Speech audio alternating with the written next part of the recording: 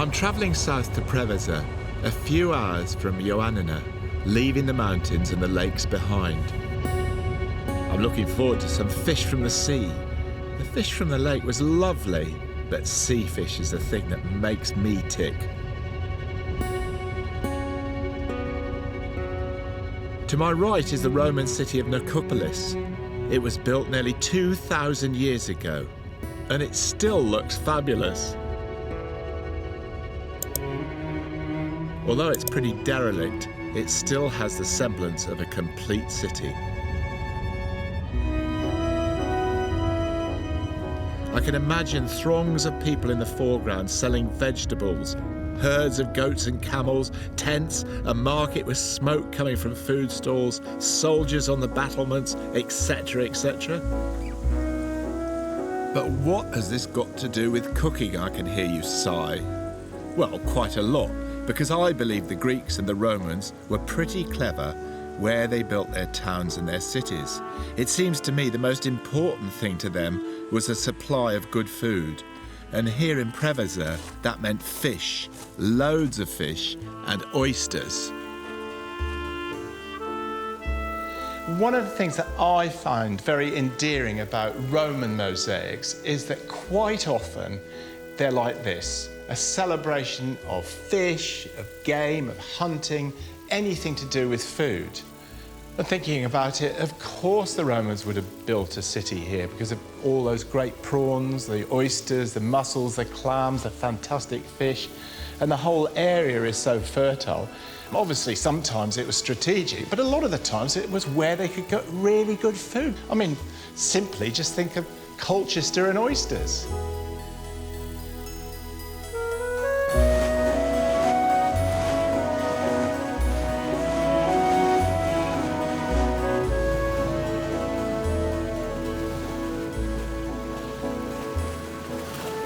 This is the Greece I know and love. There's this lovely warm breeze. There's a slight sort of scent. It's always in Greece, there's a sort of smell of, I suppose it's herbs almost, but I think it is. And I just feel I'm back.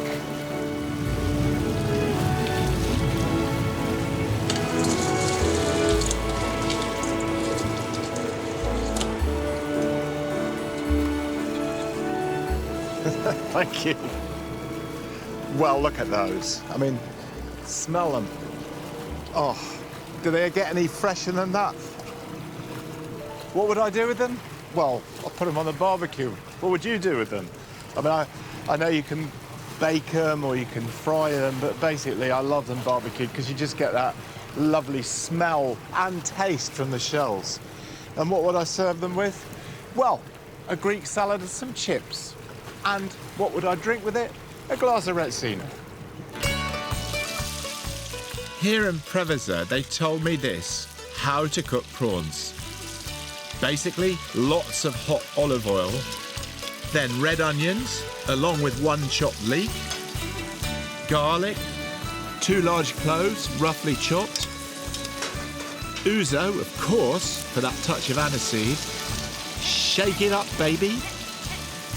And then you must give it a Greek Orthodox blessing, like so.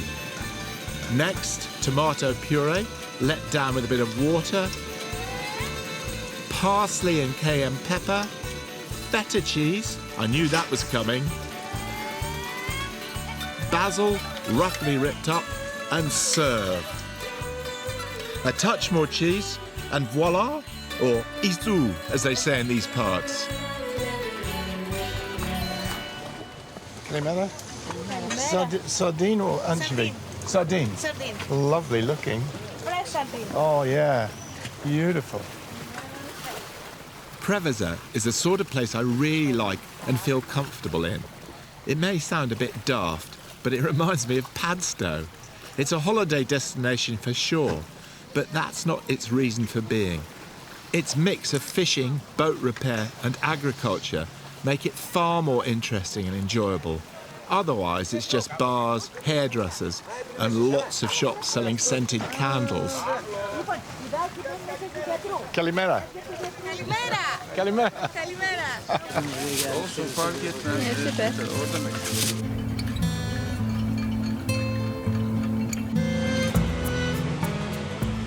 Now for lunch, grey mullet.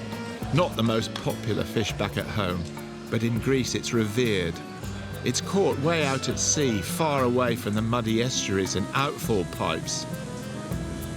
Here they split it open, baste it with lots of olive oil and grill it. The fish has to be a good size, at least 1 kilo, so that the flesh is good and steaky. All it needs is a dressing of oil and lemon, and that's it. You wouldn't want anything else, except, well, maybe a Greek salad. Wow. I suppose I look a bit sad eating on my own, but actually I rather enjoy it and do it often. Normally I've got a book to read, but this time I've got a camera to look at. Bit weird, but there you go. I tried to get a smaller fish, but, you know, in Greece, it sort of has a habit of not working how you want it. Journey in Venice, and it was a Venetian who coined the name of the town Mesolongi. Mezzo means middle, Lagi means lakes, the town in the middle of the lakes. Famous for its salt, its stance in the Greek War of Independence, and I suppose the reason I'm here, it's fish. So many lovely fish, thanks to these shallow, fertile lagoons. Sit down as quick as possible. She's so heavy. Oh. We got that.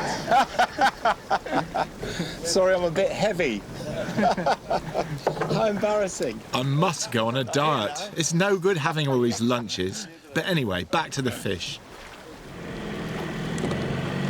Think of these enormous lagoons as a trap for unsuspecting fish, wild fish from the sea.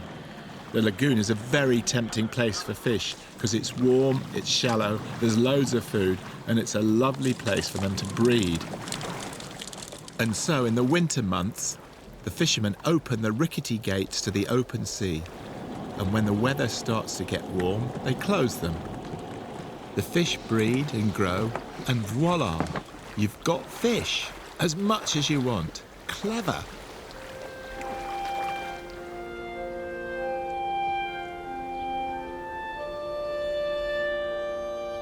Everywhere I've been on this journey, Byron's been there before me. But this, here in Mesolongi, is where his life ended. His heart is supposed to be buried here. He gave his money, his name, and everything he had to the Greek fight for freedom from the Turks. I'm really drawn to Byron. Why he left Britain, we don't really know, but at that time, he was termed mad, bad, and dangerous to know. I suspect he was probably bipolar, so he had massive phases of creativity and enormous charm. But then the other side of being bipolar are these times when you are filled with self-loathing and doubt. And he came to Greece and got involved in the War of Independence. And I suspect he thought, this is my cause. I mean, it was like maybe Mick Jagger or Angelina Jolie suddenly coming to a small part of the world and taking on the cause. No wonder the Greeks loved him, and no wonder the Greeks still have a lot of affection for the British. And a Turkish Ottoman general at the time said, before we were fighting the Greeks, now the world, thanks to this man.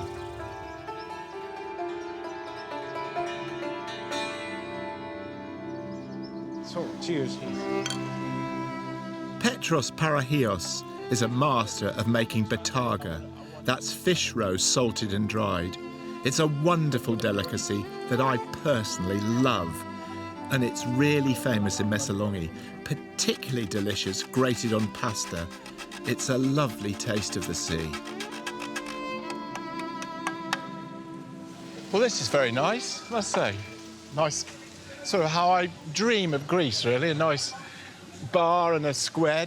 What I'd really like to talk to you about is what's special, what does everybody like to eat here in Mesolongi? Everything that comes from the sea. Actually, it is funny, but if you are from this area and you go to a place or a house and you're a guest, there is a 100% possibility that they will offer you fish or seafood. If they offer you meat, you will understand that this person does not originate from Mesolongi. Really? Yes. So everybody's that enthusiastic about it. So if I talk to anybody here, say, what's your favourite food? They say fish. they will say fish, or they can even say which fish. Really? And also, the cats do not eat fish. The cats don't eat fish? No. What's the matter with them? They are fed up with fish. What, they've had too much fish Yes. all their lives? Yes. Well, I'm blown. They are the only cats in the world that they see the fish, you know, doing like Say- this. And say, "Eh." Cake?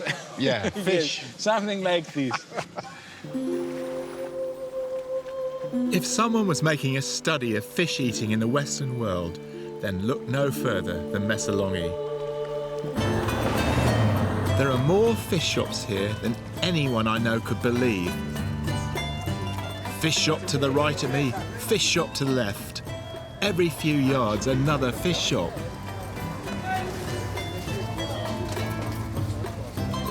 There's fish shops on every corner in this city. I was just thinking, don't have a go at me back home. If you take somewhere about the same size, somewhere like Winchester, as far as I know, there's not one fish shop there. Well, here's another one just a few yards down the street. We've got sardines, we've got some bream, mullet, eels, bass. I just noticed over there, here's one. And here we have some more bream, garfish, mullet. And down here, here's another one. It's a bigger one. This is amazing. This is, you know, absolutely where I want to be. I mean, here we've got some sardines, we've got some large bass. They're really large mullet. Again, some bream. More bream over here. I mean, it's just total nirvana. And here's another one. I mean, this is sensational. So here we've got like sardines. No, I'm just talking. Big mackerel, chunky mackerel. I'm in absolute heaven. Really good country for thinking. It's warm and there's lovely walks like this along beaches like this. And I was also thinking, if this was Italy, would this beach look like this? Would it have this informality with just a few Greeks sitting in deck chairs? No. For a start, the beach would have been swept. It would be filled with deck chair concessions.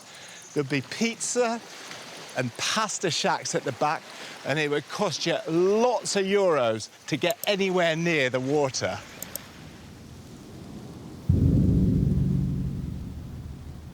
This is the famous Bay of Navarino.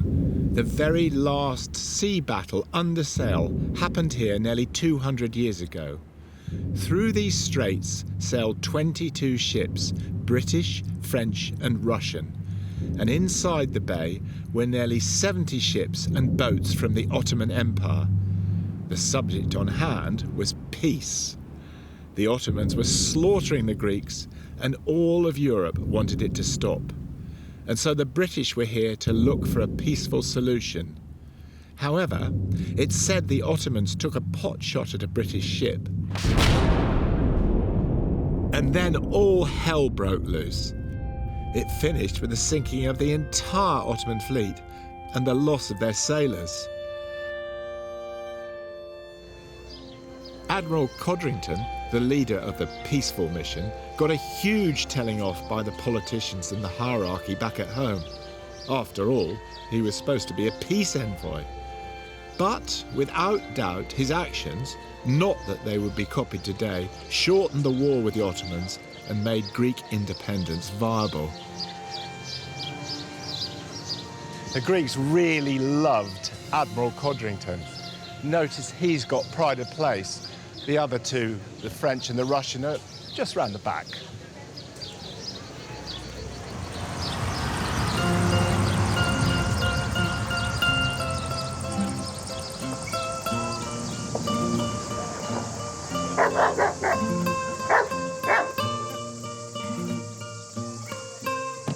For some reason, I'm in a serious holiday mood. I think it's Greece, really. And this farm cum taverna, run by Narcos and his wife, Georgia, is just a few miles from Pylos. You'd never find it. But I think it's what Greek dreams are made of. Good food, straight from the farm, homemade wine, and a fabulous setting.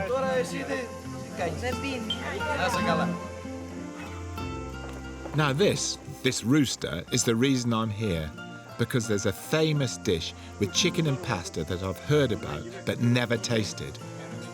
The basic rule here in this taverna is that if it's not reared and grown here, it's not on the menu.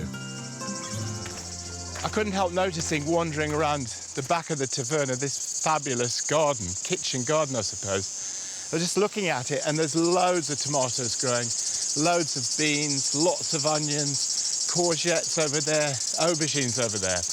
I was thinking, this actually is producing vegetables for the taverna. It's not like some of our trendy places back home with these very, very pretty herb gardens with a few vegetables. Is that for the kitchen, or is it for the journalists?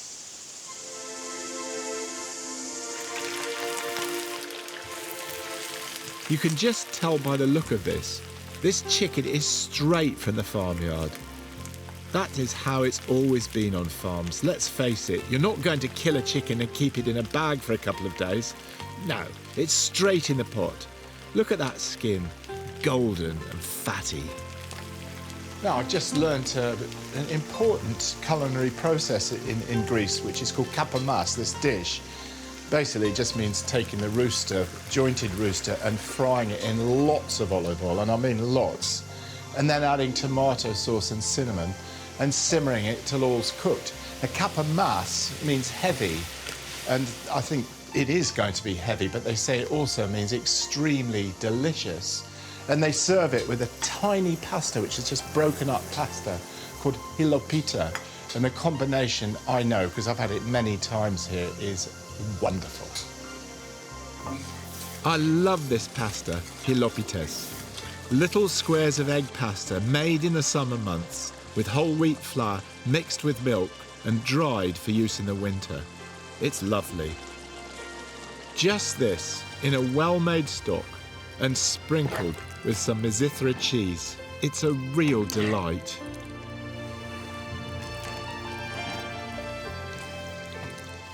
People say, oh, Greek food, it's too simple, it's too easy. But they miss the point. When it's made with really good ingredients like this, why would you want anything more complicated? It just works. By any standards, this was top-class food. The place was just right. And I've always said that I much prefer lunch to dinner any day of the week. A long lunch with friends, good wine and lovely food is one of the great reasons why we're put on this earth. I'm sure about that.